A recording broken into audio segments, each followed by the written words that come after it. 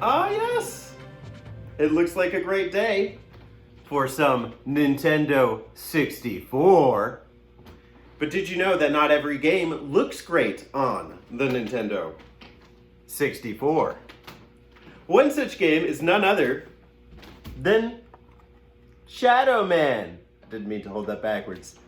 I do like this game, but there is room for a remaster. Now, fortunately enough, a remaster was recently announced by none other than Nightdive Studios.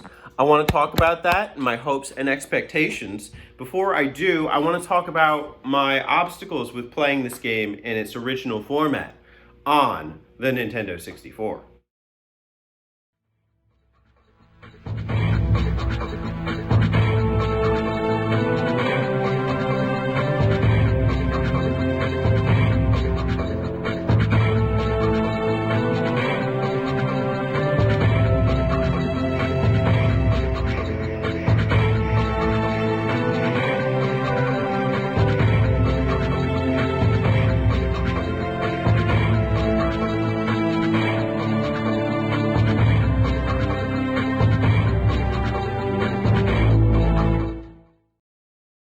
Now, I used to own it on the PlayStation, but me and PlayStation don't exactly go together, so that was not a match to be made.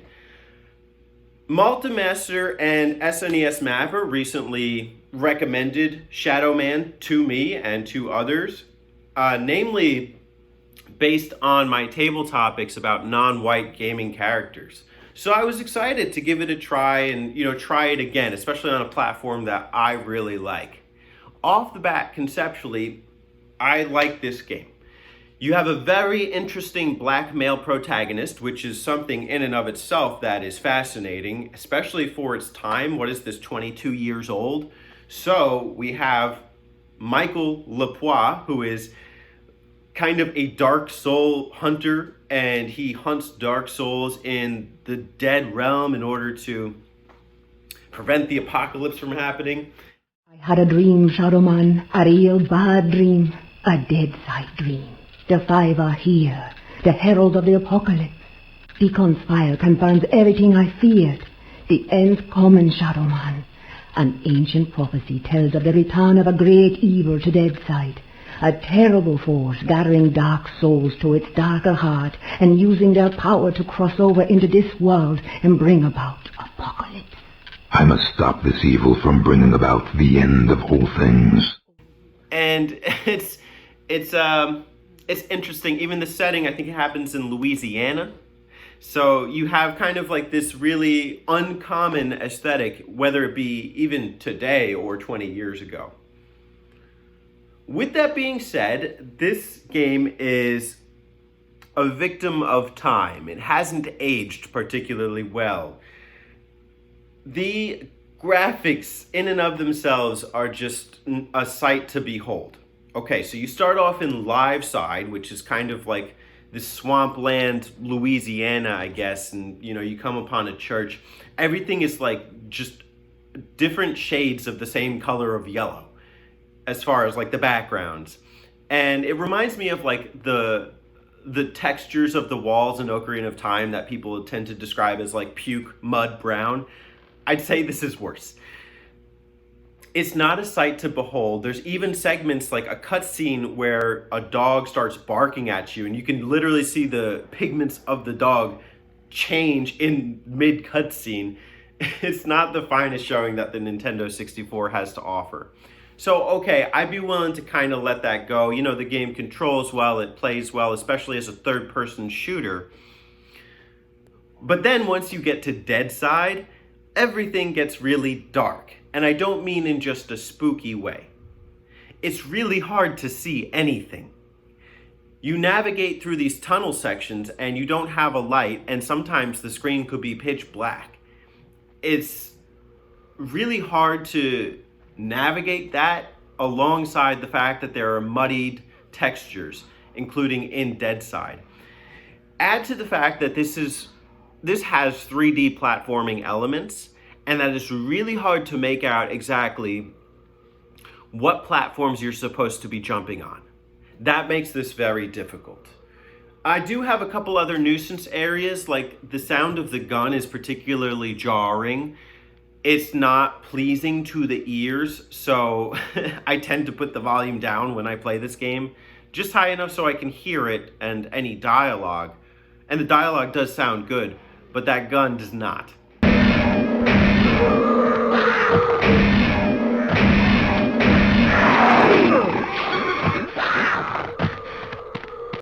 And then you also need a memory card to play this. You might need the expansion pack. I'm not really sure what's going on, why it says that it's detected in the beginning of the game.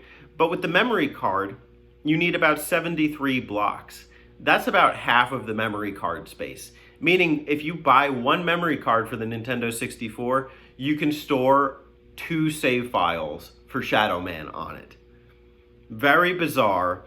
Also, it wasn't working for me initially. And I realized you just have to get to a certain point in the game for the saves to, complete, and then you can load it.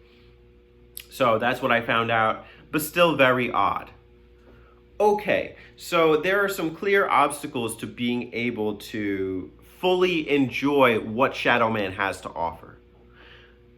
Here comes Nightdive Studios. They announced a remaster for Shadow Man in June of 2020 with a gameplay trailer, or an official teaser trailer, I should say.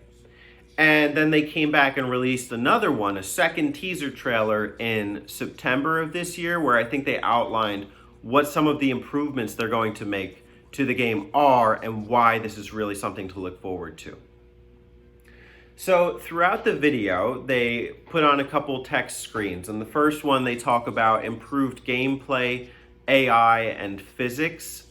In the second one, they talk about remastering the soundtrack and sound effects.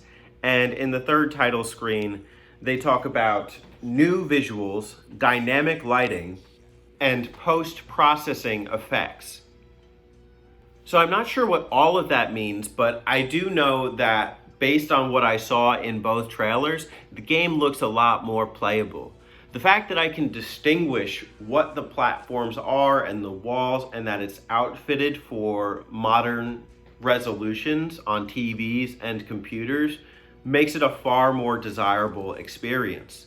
I would much rather play this game in a way where I can make out exactly what it is I'm exploring and maybe see where I'm supposed to be going. This is not necessarily an easy game. There's several challenging adventure components, even as evidenced by the trailer itself. Okay, so clearly, I'm leaning towards this remaster. The fact even that it's going to be available on multiple platforms such as Nintendo Switch and Steam is really cool, because I like with Switch that I can just plug up my Sega Genesis controller, and I think that this game might be well suited for it. So where am I kind of hesitating? Well, okay, so you go to Nightdive Studios website, and they have a list of games that they've brought to the forefront, as well as a mission statement. Their mission statement is something like bringing back the classics that you love for the modern day. And that's great. That's a great message. I love classic games. I love playing classic games in modern ways. So what's holding me back? I look on the website, I see they did Turok, I see they did Doom 64, and then they link to all of the Steam pages for these. Some of that's misleading because there was a Doom 64 port to Nintendo Switch. Nightdive Studios, as far as I know, has nothing to do with that, but they do have something to do with the Turok limited run release.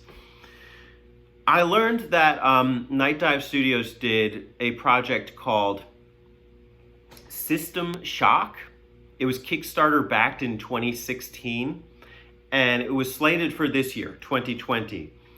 And in 2018, they announced they had to kind of halt on the progress of the title. It's 4 years. Where's the game?